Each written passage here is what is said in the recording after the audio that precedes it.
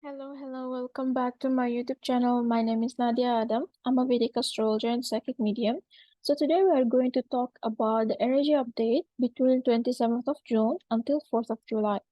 As usual, I will divide my explanation into several parts and I will attach also link to useful articles so that you can understand current configuration in a better way.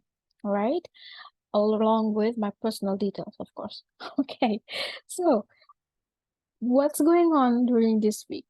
So we have kind of sensitive configuration or combination going on during this weekend, which is Mars. So Mars today is the highlighted planet here, yeah? So Mars is actually moving to the sign of Leo on 3rd of July. And of course, because we are transitioning between water sign to fire sign, means Mars will be in Gandanta point. All right. So Mars will be in Gandanta started from 30th of June until 3rd of July. So Mars in Gandanta is dangerous. I'm not gonna lie. Mars in Gandanta is dangerous. People who are going through Mars Mahadasha, Antardasha, Priyantardasha need to be careful during this time. All right? Because Mars is the energy of fire. Okay, it's its own element or Karatattva of it. It's fire. It's something like abruptly just going to burn us, cut us, transform us, right? Again, Mars is the ruler of the Aries. That means stuff. Ruler of the 8th or Scorpio. That means sudden transformation. Whenever we have Mars entered Gandanta, usually we might witness some accident. And because this is Gandanta from water to fire, it can be, it might has to do with, let's say, for example, natural catastrophe, like tsunami, earthquake. Although I don't think it's an earthquake, but it must has to do with the theme of fire and water. All right. In fact, we can see since Mars here in water sign of Cancer with Venus, there are many accidents happen. Like I myself, I heard a lot of people get injured, fall off, some surgeries happening, and so on. And yeah, it's not advisable at all to do any surgery during this next few days. All right. If you have any surgery, I would advise you to just delay it until 3rd of July to do it. Okay. So now, what's the effect of Mars here being in Gandanta? Or what is it Gandanta exactly? So Gandanta is a point that, again, transitioned from the water sign, right? And it's going to the fire sign here. So 29 degree of water until 1 degree of fire. This is the zone that we call Gandanta. That means this is 2 degree orb, right? So whenever we have planet in Gandanta, it means that it has technically no power.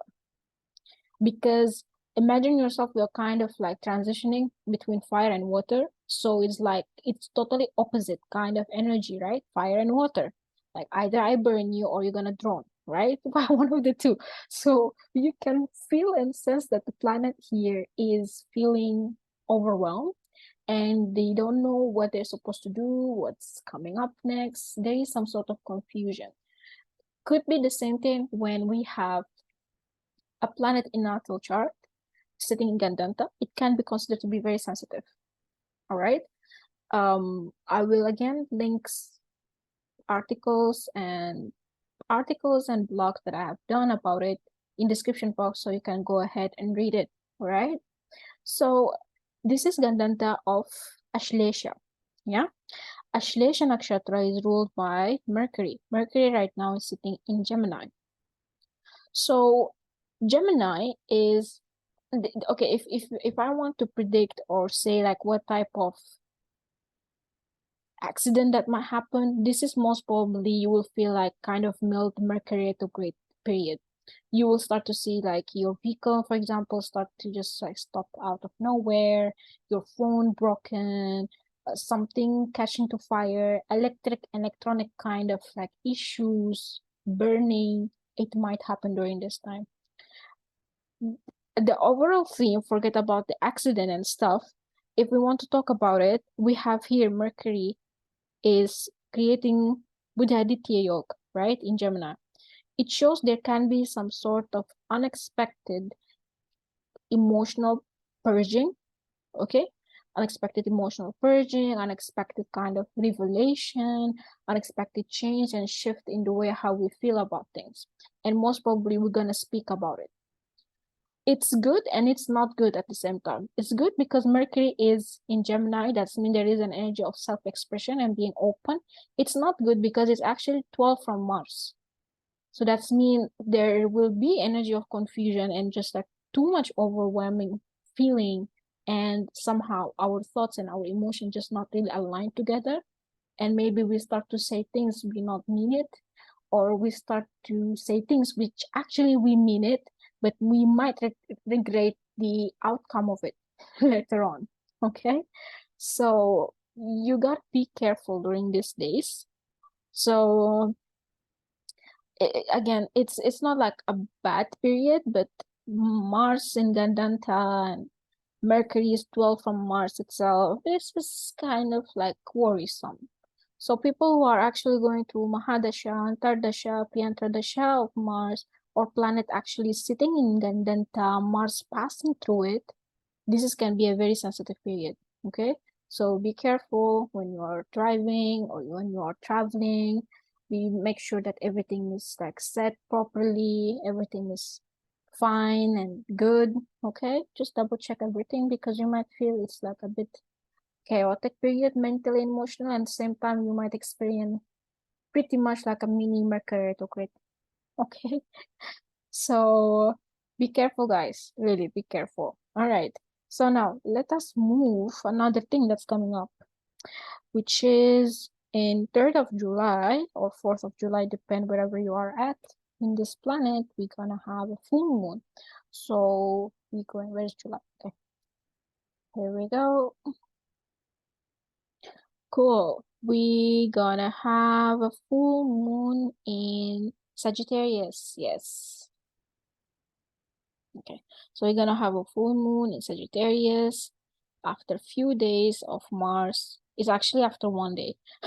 After 1 day, Mars moved to the passed through the Gandanta. Okay.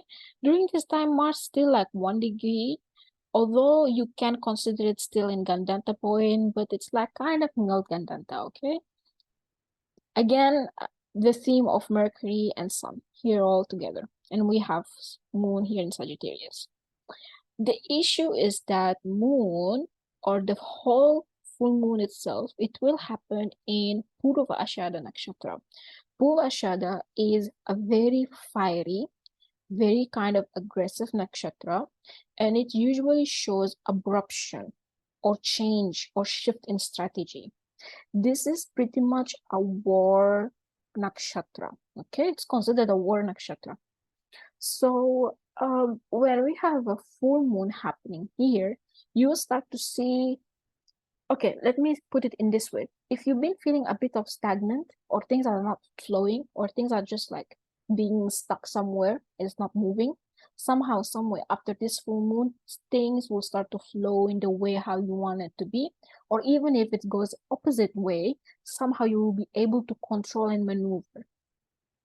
Because again, this is nakshatra of action, taking like impulsive action, not like regular action. This is impulsive action. This is a war, okay, nakshatra. So that's mean, again, if you feel like things are not stagnant or not moving, or you don't know actually which direction you are going, this full moon somehow it will give you epiphany, like, aha, now I got it. I need to do this, this, this, and that. And because we have a combination of Mercury and Sun here, okay, just let me just delete this. Okay. So because we have combination of Sun and Mercury, which is Buddhaditya Yoga, right? It shows the intelligence of the person, and it shows someone who is very clever and can be pretty sneaky during this period in order for them to get and attain what they want.